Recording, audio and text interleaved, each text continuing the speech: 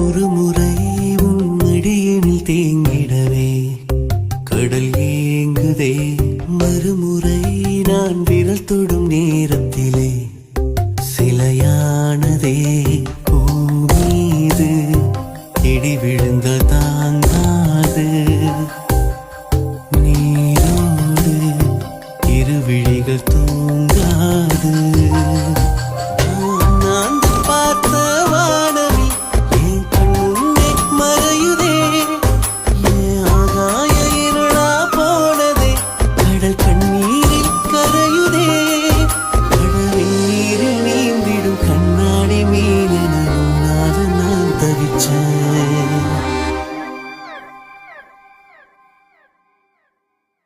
ஒரு முறை